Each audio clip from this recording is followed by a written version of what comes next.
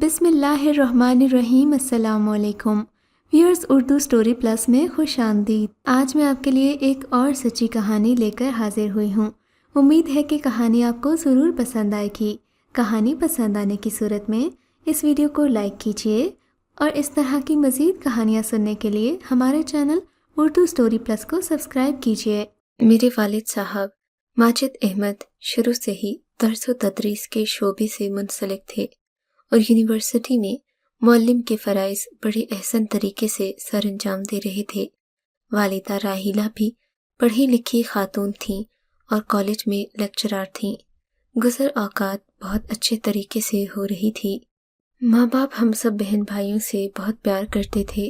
دونوں بہنیں پڑھائی میں جتنی اچھی تھیں، بھائی اتنے ہی پڑھائی سے دور بھاگتے تھے۔ ماں باپ کو ان دونوں کی تعلیم کی طرف سے بہت پریشانی تھی، مگر کیا کر سکتے تھے سوائے سمجھانے کے، اور حالات نہ جانے کیسے ہو جائیں یہ سوچ رکھتی تھیں ہماری والدہ۔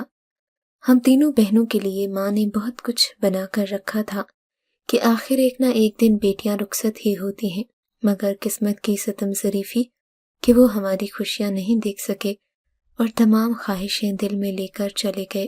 محلے بھر میں ہمارا گھرانہ پڑھا لکھا اور عزت کی نظر سے دیکھا جاتا تھا۔ زندگی جیسے ٹھہر سی گئی تھی۔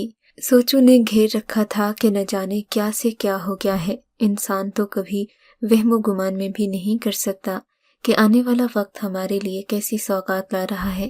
ہانیہ بھی اسی تانے بانے میں الجھی ہوئی تھی۔ اسے اپنی تعلیم چھوڑنا پڑی کیونکہ بڑے ہونے کے ناطے ہر ذمہ داری اس پر تھی، جبکہ نادیہ اور ہادیہ بہت روتی تھیں کہ ماں باپ کو یاد کر کے بھائی بھی روتے اور چپ ہو جاتے تھے۔ رونا مقدر بن گیا تھا۔ وہ سب کے آنسوں اپنے دامن میں سمیٹ لی تھی، مگر اس کے آنسو سمیٹنے والا کوئی نہیں تھا۔ ہر نماز میں اپنے لیے دعا کرتی کہ یا اللہ، بہن بھائیوں کا بوجھ مجھ پر آن پڑا ہے، تو مجھے ہمت اور حوصلہ دینا کہ میں ان کی ذمہ داری احسن طریقے سے نبھا سکوں۔ وہ خود کو اکیلا پا کر بہت روتی، اپنی عمر سے زیادہ سمجھدار لگنے لگی تھی، ہر ذمہ داری کو بخوبی نبھاتی۔ بہن بھائی اسکول چلے جاتے تو وہ گھر کے کاموں میں جت جاتی۔ نادیہ اور ہادیہ 3rd ایئر اور 4th ایئر میں تھیں۔ بھائی 9ویں 10ویں میں تھے، جبکہ ہادیہ ایم اے اسلامیات کے آخری سال میں تھی، مگر سب دھرے کا دھرا رہ گیا۔ زندگی امتحان بن گئی، وقت گزرتا رہا، ماہ و سال دبے پاؤں سے رکھتے رہے۔ نادیہ اور ہادیہ نے BA کے بعد تعلیم کو خیر آباد کہہ دی۔ میں نے بہت کوشش کی کہ ان کو پڑھاؤں، مگر گھر کے حالات بد سے بدتر ہونے لگے، اس لیے ساری تمنائیں اور خواہشیں ہم نے دلوں سے نکال پھینکی تھیں۔ ہم تینوں بہنوں نے گھر میں ہی اکیڈمی کھول لی۔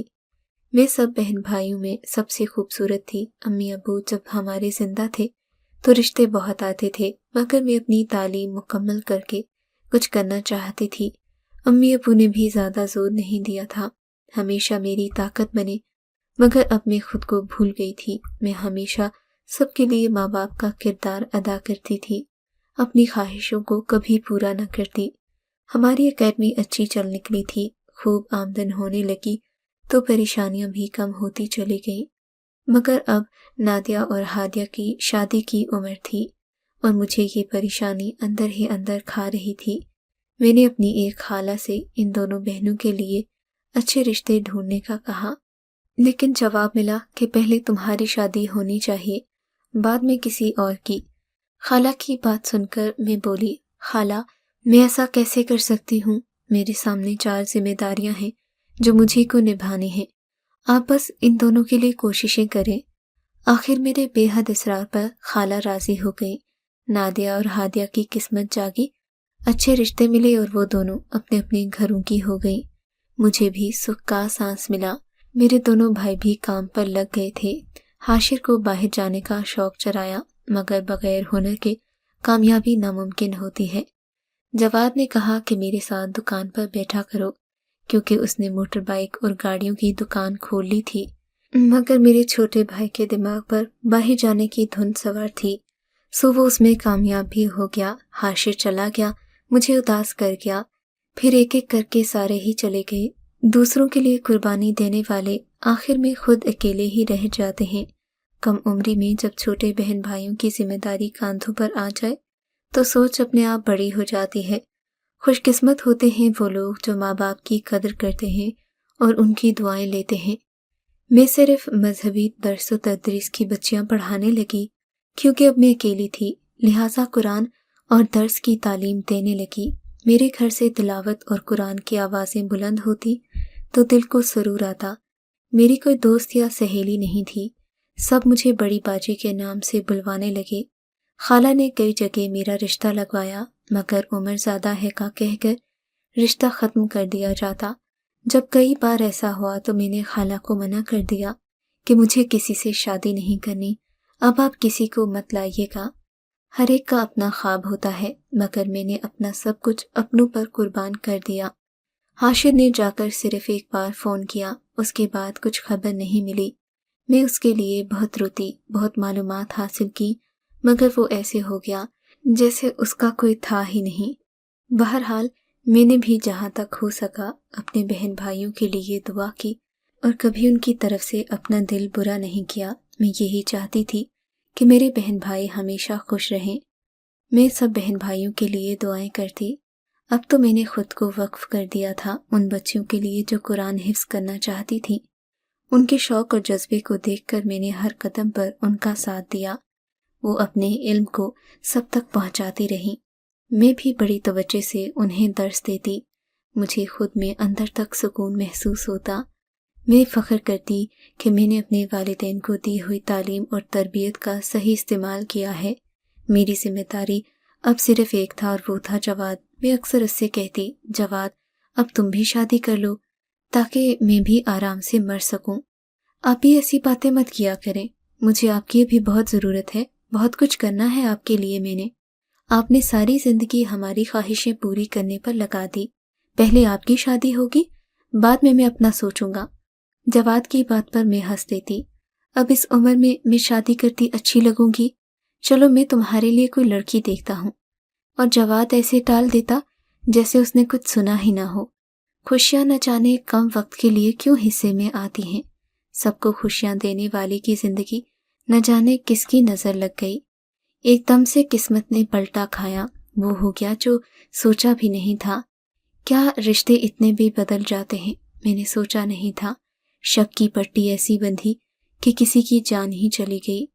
ہادیہ نے کچھ دنوں کے لیے درس کی بچیوں کو چھٹی دے رکھی تھی تو خالہ پوچھنے آئی مگر اس کی حالت اس قدر خراب تھی کہ وہ پریشان ہو گئی۔ ارے میری بچی، تجھے کیا ہوا ہے؟ اس قدر تیز بخار میں بھنک رہی ہو، رنگ کیسا زرد ہو گیا ہے، مجھے اطلاع کیوں نہیں دی؟ آخر کیا بات ہے؟ جواد کدھر ہے؟ چلو میرے ساتھ۔ خالہ نے جو بولنا شروع کر دیا تو رکنے کا نام نہیں لے رہی تھی۔ میں ٹھیک ہوں خالہ، ہلکا سا بخار ہے، ٹھیک ہو جائے گا، پریشان مت ہوں، اور رونا شروع کر دیا۔ ساری بات خالہ کے گوش گزار کر ڈالی۔ خالہ تو جیسے آگ بگولا ہو گئی، جواد کو لان تان کرنے لگی کہ تم فکر نہ کرو، میں سب کچھ ٹھیک کر دوں گی۔ میں نے کہا نہیں خالہ، اب وہ کبھی نہیں آئے گا، مجھے چھوڑ کر چلا گیا ہے، مجھے سب چھوڑ کر چلے گئے ہیں، میرا کیا قصور تھا؟ میں نے ان کی پرورش میں کہاں کوتاہی برتی؟ جواد نے تو مجھے جیتے جی مار ڈالا، اب تو میرے آنسو پونچھنے والا بھی کوئی نہیں رہا، میں اکیلی رہ گئی ہوں خالہ، ماں باپ کو کیا منہ دکھاؤں گی؟ میں تو ان سب کے لیے روشنی کا ستارہ بنی، خود کو مٹا ڈالا۔ ایک اچھی زندگی کے خواب دیکھتی تھی کہ بھائی میرا آسرا بنیں گے، میری امید بنیں گے، میری محبتوں اور قربانیوں کا کچھ تو صلہ دیں گے، جسے پا کر میں اپنی بے رونق زندگی کی سحر پالوں گی۔ مگر یہ سب کیا ہو گیا خالہ؟ وہ روتی رہی، خالہ بھی آنسو بہاتی رہی اور روتی رہی۔ مت رو میرا بچہ۔ خالہ نے اسے اپنے سینے سے لگا لیا، وہ جیسے نیم بے ہوش ہو گئی تھی۔ خالہ گھبرا کر ڈاکٹر کو لینے بھاگی مگر وہاں تو کچھ بھی باقی نہیں رہا۔ ڈاکٹر نے نبض دیکھ کر اس کی موت کی تصدیق کر دی اور خالہ یہ خبر سن کر وہیں ڈھہ گئی۔ محلے میں اچانک یہ خبر بجلی بن کر گری کہ بڑی باجی مر گئی ہیں۔ جواد، تم شک کی چنگاری میرے دامن میں ڈال کر سرخرو ہو گئے ہو۔ میں تو تمہاری ماں کی جگہ تھی اور تم میرے بیٹے جیسے، مگر تم نے ایک منٹ میں اس رشتے کو شک کی ایسی گالی میں بدل دیا جس نے مجھے ایک لمحہ بھی سکون سے رہنے نہیں دیا۔